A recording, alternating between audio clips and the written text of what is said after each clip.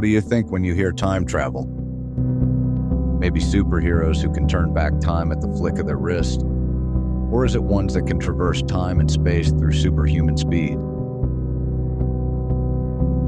Other people even imagine wormholes and time machines. But at the end of it all, it's just fiction, right? Wrong. What if I told you it's possible? Now, to understand what I'm saying, we need to go back to the year 1905. Albert Einstein had just come up with something scientists now call the theory of relativity. He believed that space-time, motion, mass, and gravity were all interconnected. The first theory, which was called special relativity, was about how space-time and speed interact. According to Einstein, the closer you move towards the speed of light, the slower you experience time for you. This was an effect called time dilation. According to Einstein, two different parties, let's name them, A and B, can experience time differently depending on how fast they're moving close to the speed of light. Let's make this simple, okay? Imagine this: you're on a spaceship that moves at 99% the speed of light heading towards a star 1,000 light years away. Light years are what scientists use to measure distance in space. 1 light year means it would take light a whole year to cover that distance. And the speed of light is 300,000 kilometers per second, and 1 light year is about 5.88 trillion miles. That means 1,000 light years is about 5.88 quadrillion miles. It would take 1.56 million years for the fastest rocket ever made, which moves at 0.046, the speed of light, to cover that distance. By then, everyone on that ship would be long dead, and Earth will have moved forward tens of thousands of generations. So you'd think if even light itself, which is claimed to be the fastest thing in the universe, takes 1,000 years, then that's the least amount of time you can possibly take to cover the distance. Well, that's both right and wrong depending on who you're. Let's say you have a spaceship moving at 50% the speed of light. At that speed, it should take you 2,000 years to someone viewing outside the rocket.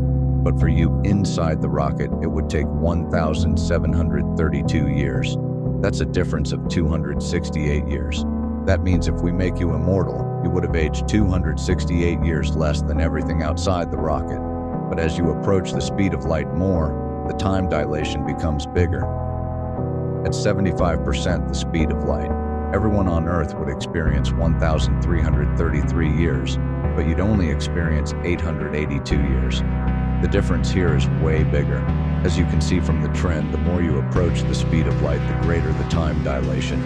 At 99% the speed of light, someone on Earth experiences 1,010 years, while you experience 142.5 years. At 99.99% people on Earth experience 1,000 years, while you only experience 14 years. That means you could go and come back after 14 years and find 1,000 years had passed back here on Earth.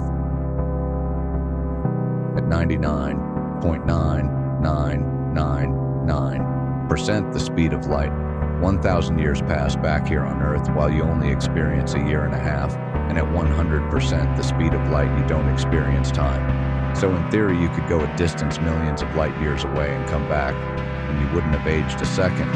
But time back on Earth would be millions of years ahead, so you're moving to the future in time. So technically you're time traveling to the future.